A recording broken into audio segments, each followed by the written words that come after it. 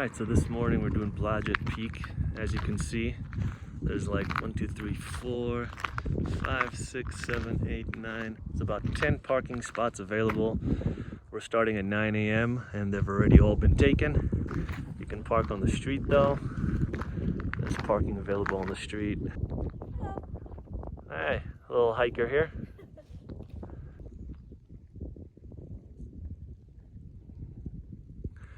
It's not a bad view.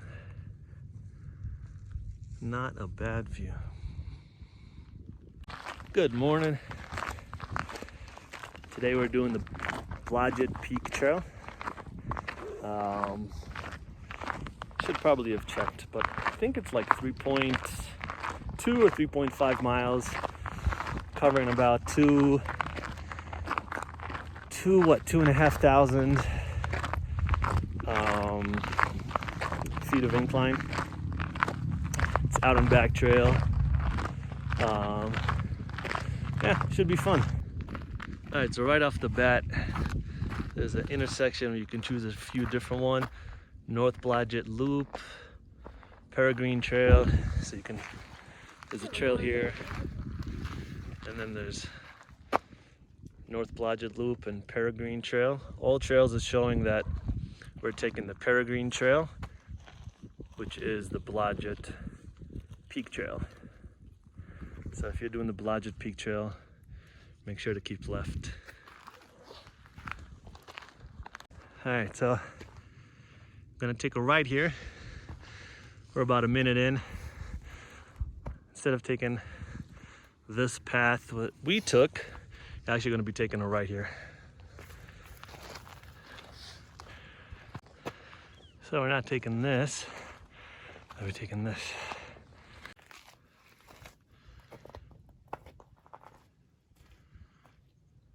Okay, about a half mile in. So far there's a lot of options, a lot of like small trails that you can easily just, take the wrong path. So I suggest keeping all trails or some sort of app or something on.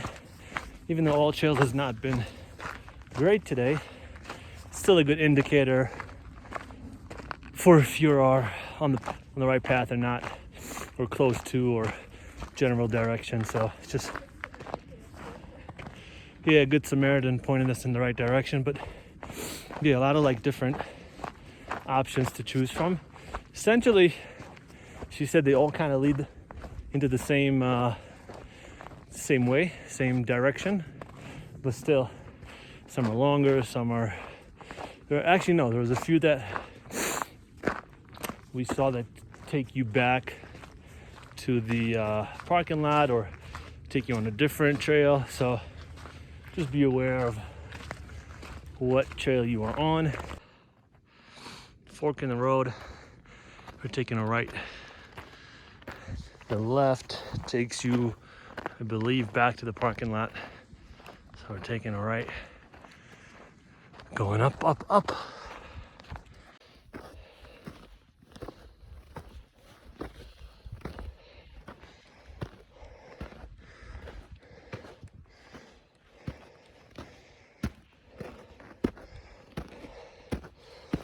So kind of icy.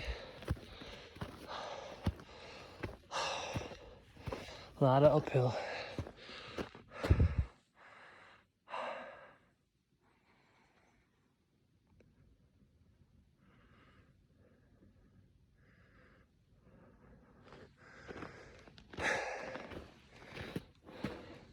Definitely didn't do enough yoga between magnitude incline and this. Like my hamstrings are like so tight. Yeah? Yeah.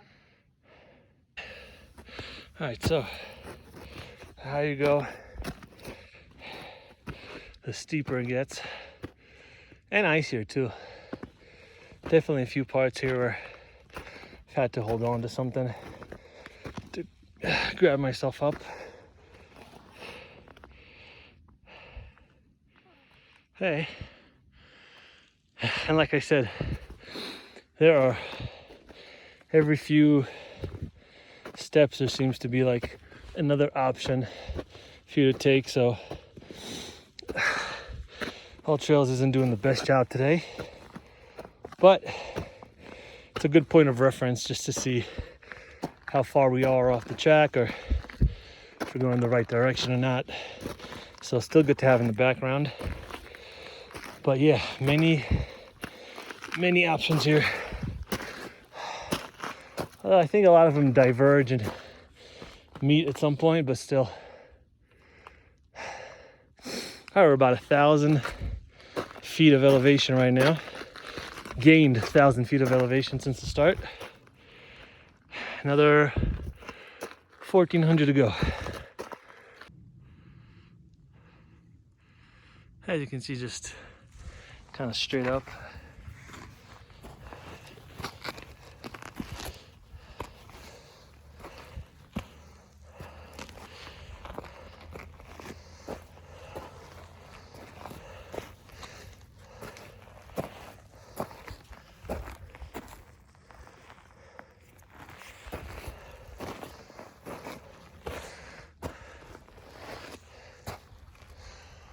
Okay, let's see.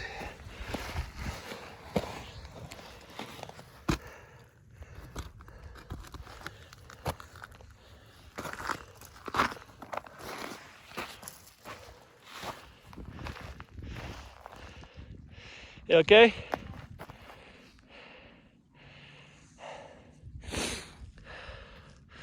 Oh, finally got some views.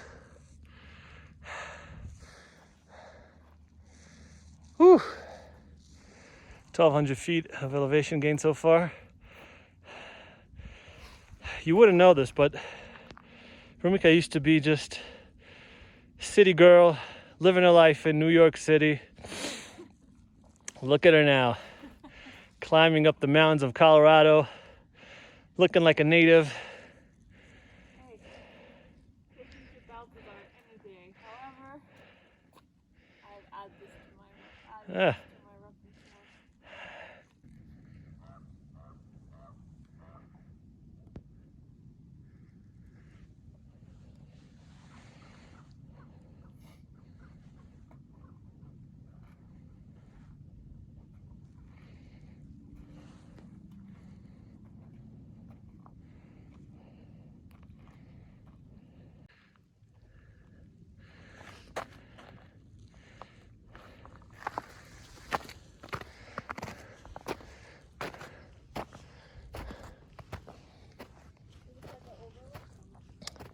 Not sure, I guess.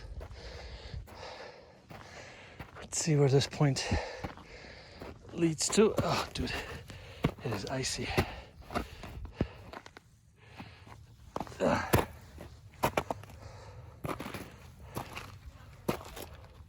Yeah.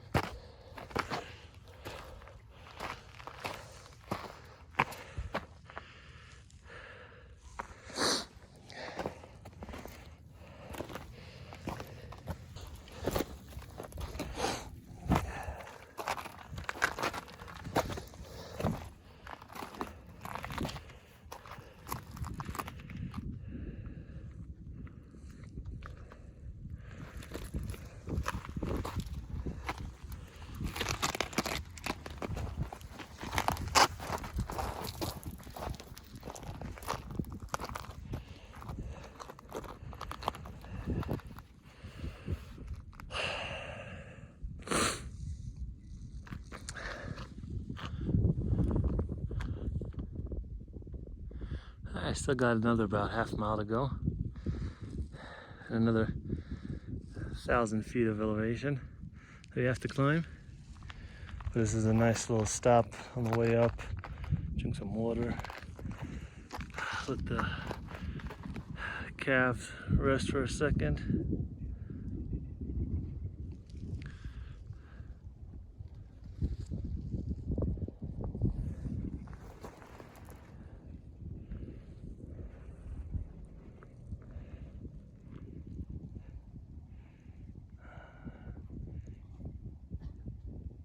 You got it, buddy.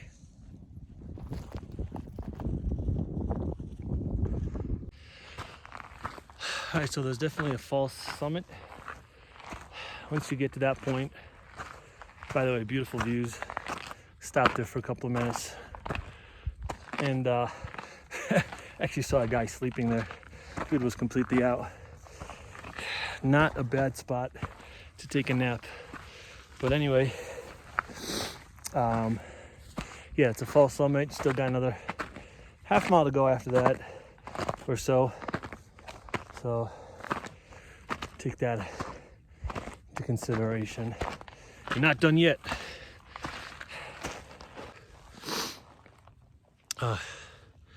I know, gotta get a haircut. Look at this thing. ASAP, gotta get a haircut.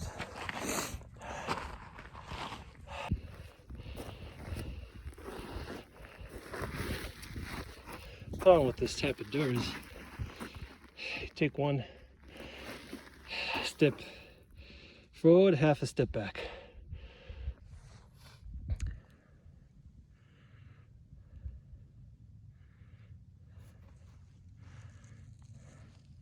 All right, another 800 feet to go. Another 0.4 miles. We'll be at the top. It's been fun so far. We've seen like maybe 5 other people the whole hike. So barely anyone compared to last week where there was like over 100. So this is a nice quiet trail. So you can see there's a few trees that are burned. Apparently 2012 there was a fire here. 10 years later, I guess a lot of them still haven't recuperated.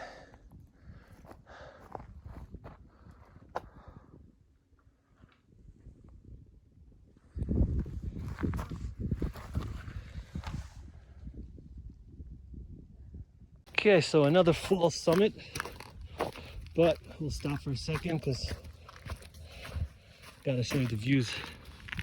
You ready?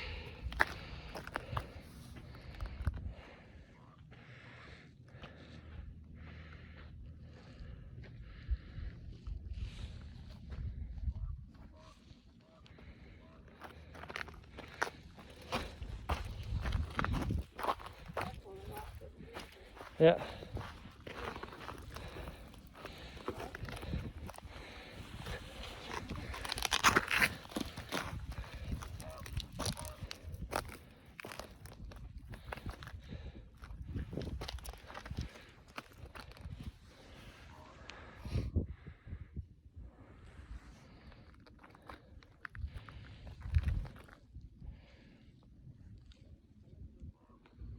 Almost at the top.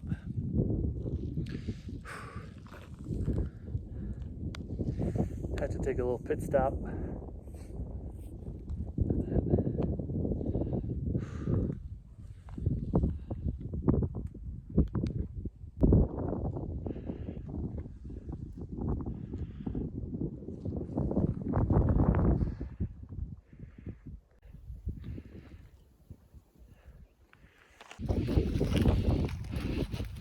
So you can see the trail kind of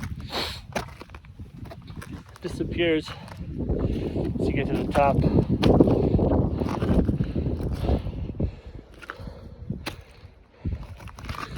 So just have to look where you're going. Whoa, old trails really helps with that. Watch your head.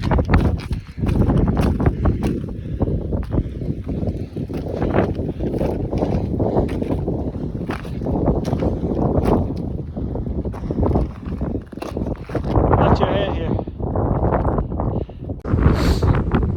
I made it to the top, 9,400 feet.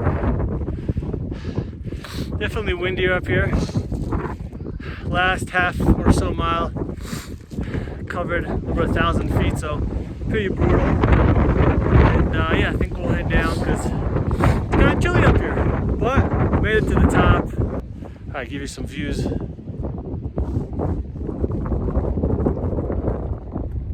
The top, it's all rock. Some loose, so if you're As you can see, my little hiker here. But yeah, a lot of loose rock, very windy, so you know, just, and like there's no real trail at the top, so you kind of just have to be cautious where your footing is. You don't want to slip, and because there's also like nobody here, it's just us. Woo! Quick edit. That was not the tippy top. We climbed another 30 feet or so. Now we're at the top. So now you can see, woo, 360 views. That was like the third or fourth fall summit I've had this hike. Woo, 9,426 feet.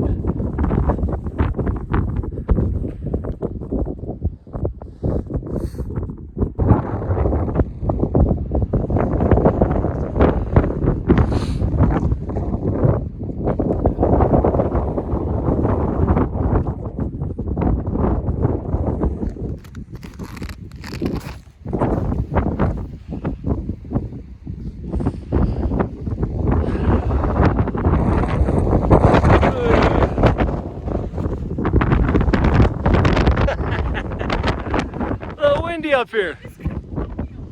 Nah. Alright. Sit back down. Alright, so going down as expected, since it was extremely steep going up, it's going to be extremely steep going down. And extremely steep means a little dangerous in some points. There we go, see? Especially when you have, especially when you have this type of gravel that, you know, moves. So